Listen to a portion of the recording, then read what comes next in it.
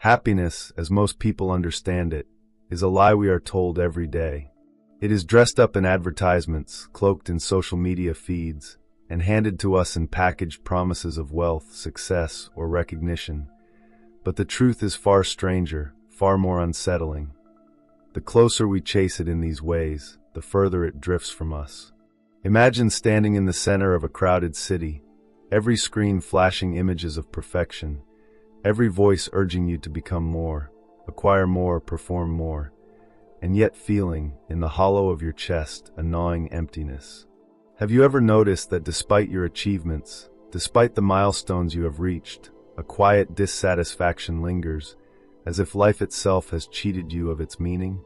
Why does joy, that elusive sensation, often escape those who seem to possess all the trappings of it? And could it be that the very culture we believe will bring happiness is, paradoxically, the one preventing it from taking root? These are not idle questions. They are invitations to look deeper, to confront the invisible structures that govern how we feel, how we think, and ultimately how we live. By the end of this exploration, you will see happiness not as a prize to be seized, but as a skill, a perception, and a practice, one that can transform the way you experience every single day. And if at any moment you feel the pull of curiosity, the urge to explore these ideas further, consider subscribing, not merely to watch, but to join in a conversation about living more fully, more intentionally, and more awake in a world that constantly tempts us to sleepwalk through it. One of the first revelations the ancients offer is a deceptively simple one. Happiness begins within. Marcus Aurelius, writing in the quiet solitude of his study while the empire's chaos raged outside, insisted that no circumstance could rob a person of peace unless they allowed it. The happiness of your life, he wrote, depends upon the quality of your thoughts. This is not a suggestion. It is a prescription, grounded in timeless observation and reinforced by modern psychology. Cognitive behavioral studies confirm that the mind interprets events in ways that shape our emotional reality. The same situation may inspire elation in one person and despair in another. Have you ever wondered why some people radiate joy in circumstances that would cripple most others, while some of the most successful people seem perpetually restless? It is not luck. It is an internal cultivation of perspective, a training of thought that ancient sages recognized long before neuroscience gave it a name. Happiness, in its truest form, is not an external acquisition. It is the refinement of perception, the nurturing of the inner life, and the discipline of attention. Yet cultivating the mind is rarely straightforward. Carl Jung taught that much of our suffering arises from ignoring the parts of ourselves that society tells us to hide, to suppress, or to deny. Our shadows, those uncomfortable impulses, feelings, and memories, thrive in silence, shaping our lives in ways we seldom recognize. Confronting this shadow is not pleasant, but it is essential. True happiness, Jung argued, cannot flourish in a mind divided against itself. And neuroscience corroborates this notion. Self-awareness, mindfulness, and reflection literally alter neural pathways, increasing emotional regulation and promoting resilience. Imagine the liberation of no longer needing validation from the outside world, of discovering that peace and contentment are available not as rewards, but as states of consciousness that can be nurtured from within. This is not esoteric philosophy. It is a psychological and neurological truth, waiting for you to notice it, to act on it, and to inhabit it. Another ancient insight often lost in modern life is that unexamined desire is the true source of suffering. Soren Kierkegaard observed that despair emerges not from lack, but from misaligned longing, chasing endlessly after what is superficial or fleeting while ignoring the deeper currents that truly sustain us.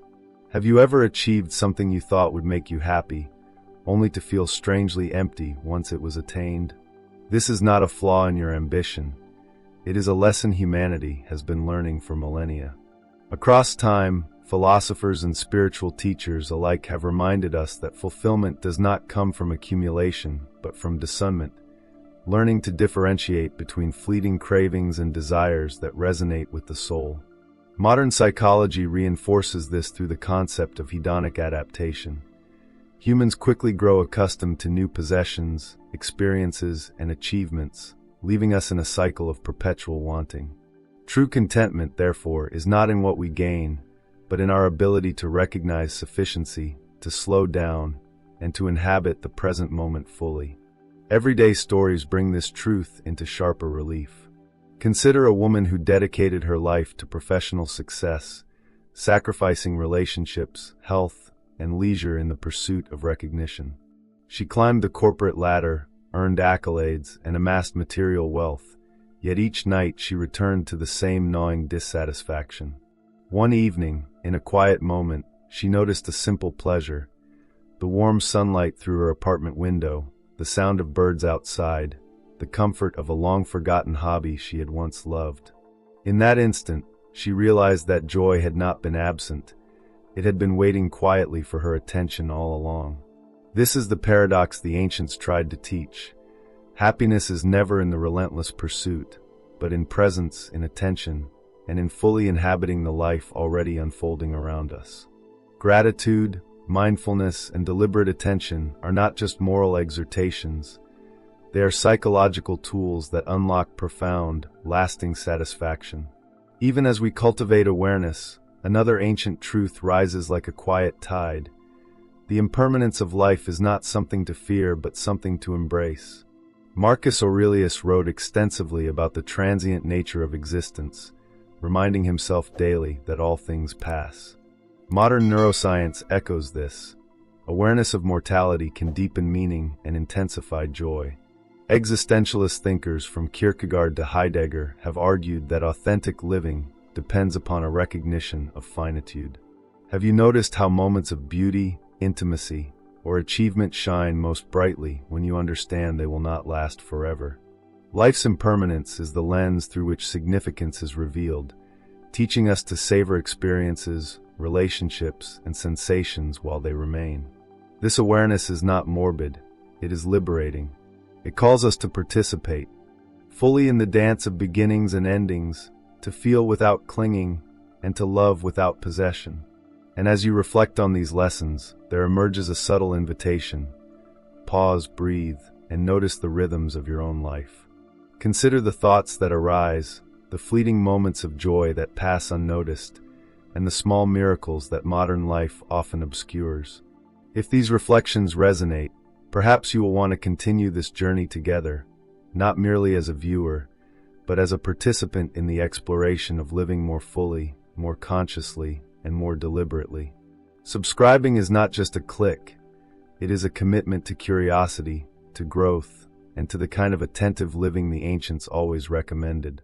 Even now, these truths converge into a single, startling recognition. Happiness is not found by changing the world around us, but by transforming the way we inhabit it. It arises not from accumulation, desire, or distraction, but from awareness, presence, and the courageous confrontation with the self. And this realization, while simple, is revolutionary. It asks nothing less than a complete reorientation of how we live each day, inviting us to embrace the fleeting, the imperfect, and the inevitable with grace, curiosity, and courage. Even after recognizing that happiness begins within, and that impermanence should be embraced rather than feared, life confronts us with another subtle, almost insidious challenge: the tendency to place our sense of well-being in external validation. From a young age, society trains us to seek approval, to measure our worth in likes, accolades, or comparisons. Yet the philosophers of old understood that this is a perilous path. Epicurus, the ancient Greek thinker often misunderstood as a mere advocate for pleasure, argued instead that the highest pleasure is freedom from anxiety, freedom that cannot exist when our sense of self is tethered to the judgment of others. Modern psychology echoes this in the concept of self-determination. Autonomy, competence, and relatedness are far more predictive of long-term satisfaction than wealth, status, or social approval. Have you noticed the subtle relief that washes over you when you act according to your own principles rather than the expectations of others? That relief is the first glimpse of freedom, and perhaps the first hint of authentic happiness. Consider the story of a man who spent decades climbing the corporate ladder, seeking recognition at every turn. Every promotion brought momentary satisfaction, yet he found himself perpetually restless, measuring his worth against colleagues, friends, and strangers alike. It was only when he consciously began making decisions aligned with his deepest values, spending time with his children, exploring creative projects he had abandoned, engaging in quiet acts of service, that he began to experience a sense of fulfillment that no accolade could provide. The truth, as old as humanity itself, is that the world can never truly validate us in the ways that matter. Happiness, then, requires a courageous inward turn, an act of defiance against the constant social currents that tell us we are never enough. This inward turn, however, is not merely psychological, it is existential. Kierkegaard and Nietzsche, in very different ways, emphasize the necessity of confronting the reality of choice.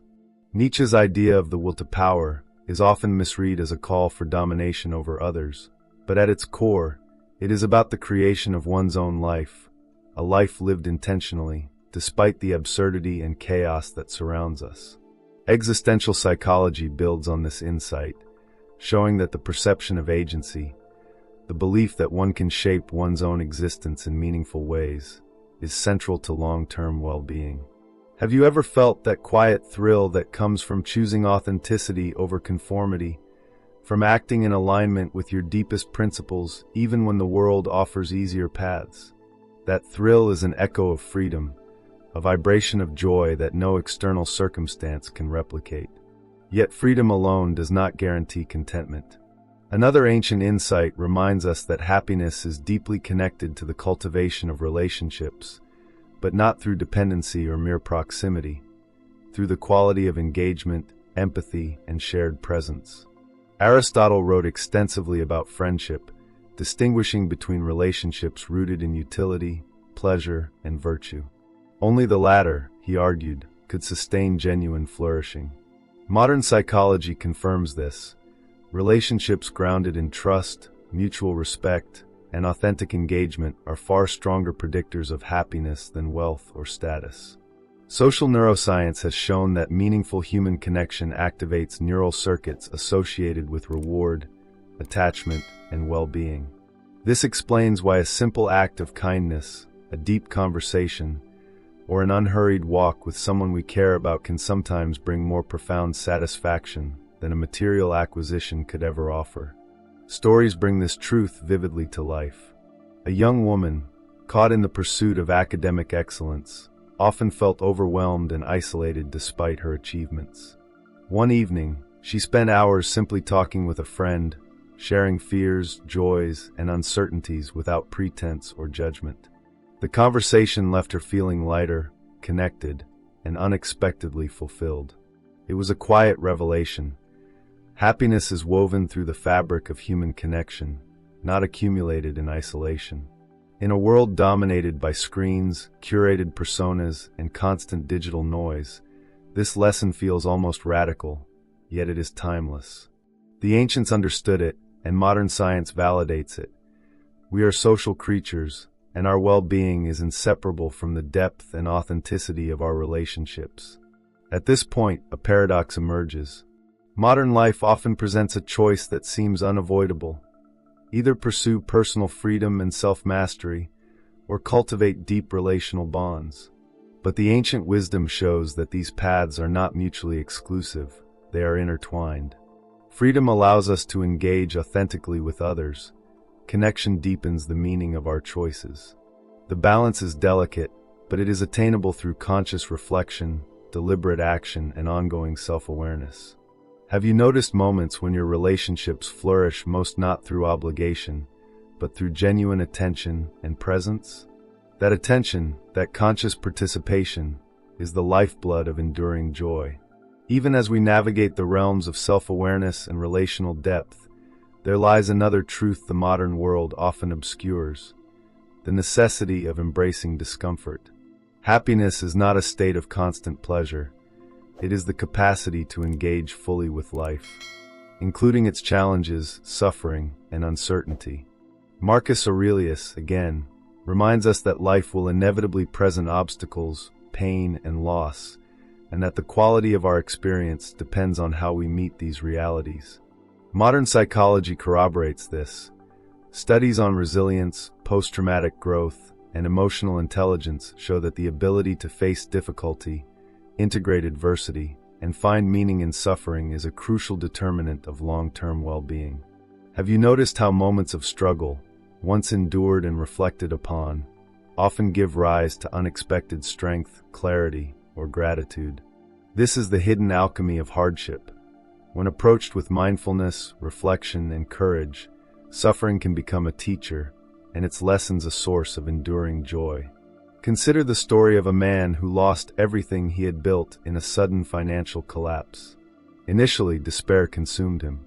But over time, he began to reflect on the fragility of life, on the transient nature of possessions, and on the relationships that remained steadfast.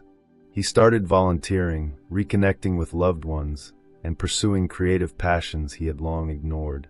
What emerged was a form of happiness that had been impossible before the loss. A profound, grounded satisfaction rooted not in what he owned, but in what he had learned, and in the life he chose to live intentionally in the aftermath. This is a narrative repeated across centuries. Joy is not the absence of pain, but the mastery of presence, attention, and perspective in the face of it. And as you reflect on these truths, it is impossible to ignore a subtle, modern temptation, distraction. Our era is defined by a constant bombardment of stimuli designed to fragment attention, dilute focus, and erode the capacity for deep engagement with the present moment. Social media, endless notifications, and the lure of novelty pull us away from the very practices that foster happiness: contemplation, mindfulness, and meaningful connection. Neuroscientific research reveals that our brains are not optimized for constant multitasking.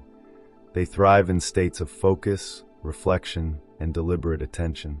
Each moment of unfragmented awareness, no matter how small, becomes a portal to joy, to clarity, and to understanding.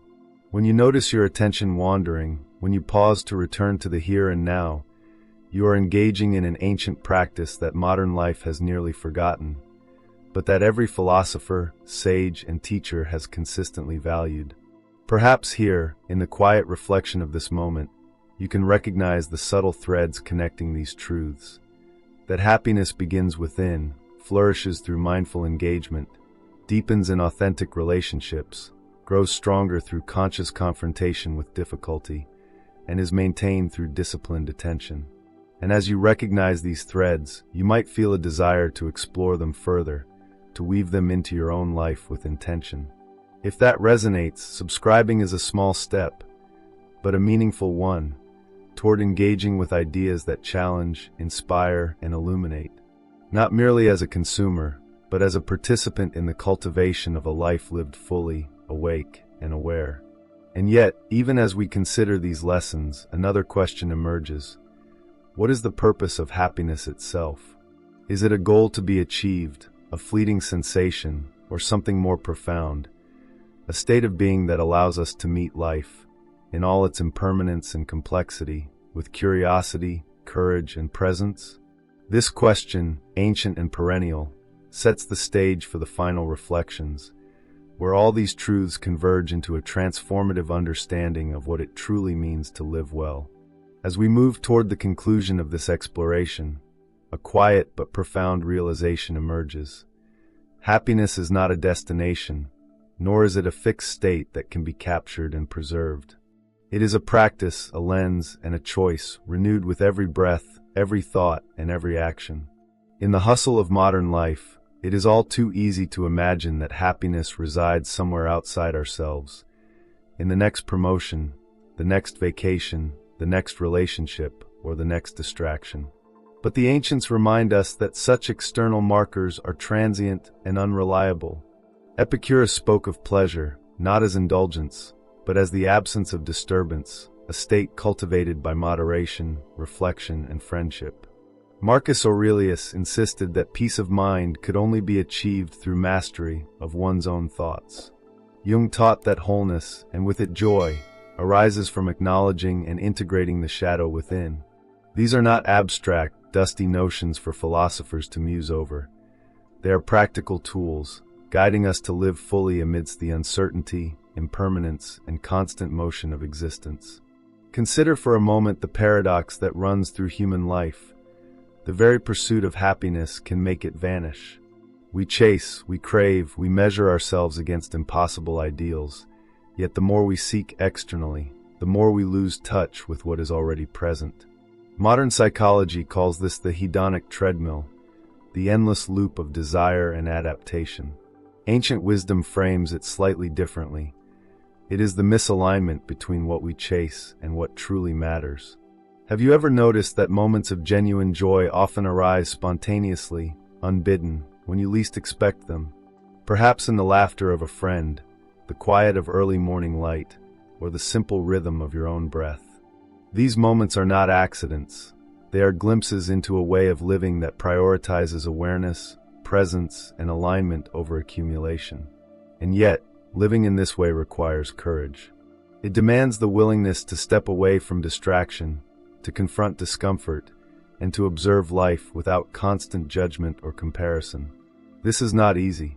Kierkegaard called it the leap of faith, a movement into the unknown, where one accepts the limitations, uncertainties, and suffering of life while still choosing engagement, presence, and intentional action.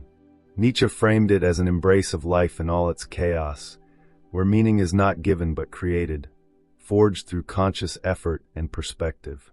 Modern neuroscience and psychology reveal that this courage is not merely philosophical. It rewires the brain, strengthens emotional resilience, and cultivates the capacity for gratitude and joy. Every act of conscious attention, every mindful pause, every deliberate choice to meet life fully is an act of liberation, a reclaiming of happiness from the clutches of external dependency and distraction. Stories illuminate this truth more vividly than theory ever could. Imagine a woman who, after decades of conforming to societal expectations, decided to live according to her own values. She left a stable but unfulfilling career, rekindled old passions, and nurtured relationships that had long been neglected. The initial months were difficult. Uncertainty and self-doubt loomed like shadows. Yet as she persisted, she discovered a joy that had been absent for decades. A joy rooted not in achievement, validation, or material gain, but in authenticity, presence, and the conscious engagement with life's unfolding.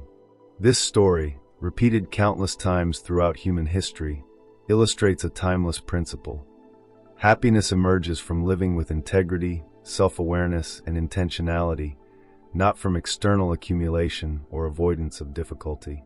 There is, however, a subtle dimension often overlooked even in these reflections: the interplay between impermanence and gratitude. Marcus Aurelius frequently reminded himself that all things pass, that the universe moves according to its own rhythm, and that attachment to fleeting circumstances is a path to suffering. Modern research supports this. Gratitude, when practiced consistently, shifts neural activity towards circuits associated with positive affect, social bonding, and resilience. The awareness of life's transience amplifies joy rather than diminishes it, urging us to savor the ephemeral moments that constitute a life fully lived. Have you noticed how a simple sunrise, a shared smile, or a quiet evening can feel profoundly beautiful when you allow yourself to witness it without distraction? These fleeting instants, small as they may seem, form the foundation of a rich, enduring happiness. In weaving together these threads, inner cultivation, conscious choice, meaningful relationships, engagement with discomfort, and mindful awareness of impermanence, we begin to see that happiness is neither accidental nor distant. It is an art, one that requires practice, patience, and courage. The ancients, from Stoics to existentialists, consistently emphasized that life will present suffering, unpredictability, and uncertainty, yet the quality of our experience depends on how we meet it. Modern psychology, too, underscores the power of perspective. Reframing adversity, practicing gratitude, and engaging deliberately with our environment strengthens well-being more effectively than any material acquisition ever could. The lesson is as radical as it is simple. Happiness is created, not found, nurtured, not purchased, lived, not awaited. As you sit with these ideas, I encourage you to consider how they resonate in your own life. Are there areas where you have unconsciously placed your sense of well-being in the hands of others, of circumstance, or of distraction? Are there moments you have overlooked, waiting quietly for your attention, that could anchor a deeper sense of satisfaction?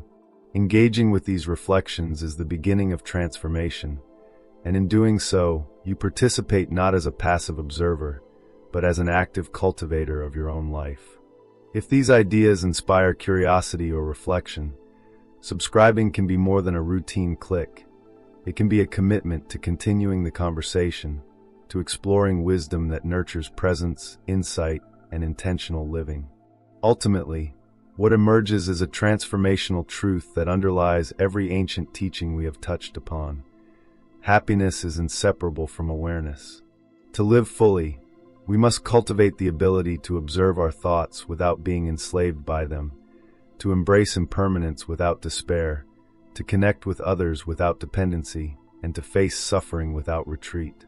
Life is neither simple nor predictable, yet it offers countless opportunities for profound joy, if we are willing to meet it on its own terms.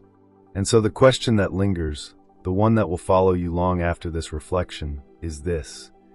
In the midst of your busy, complicated modern existence, are you truly living in a way that allows happiness to arise naturally? Or are you chasing illusions, measuring yourself against shadows, and waiting for some distant moment to feel complete? This is not a question with a single answer. It is a challenge, an invitation, and a mirror held to your own experience. You are the agent of your own joy, the cultivator of your inner life, and the participant in a world that offers beauty, connection, and wonder in every fleeting instant. To live fully is to choose awareness, to act with intention, and to embrace the paradoxical dance of life itself. The certainty of impermanence, the inevitability of struggle, and the boundless potential for presence and joy.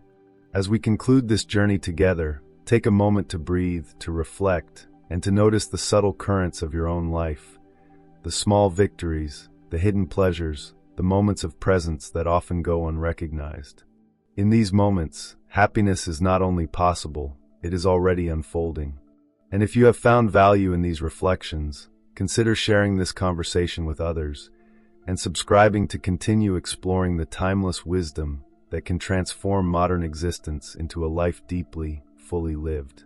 For in the end, the greatest truth we can carry is this. Happiness is not something to be hunted down or hoarded. It is something to be remembered, practiced, and lived, moment by moment, with courage, attention, and love.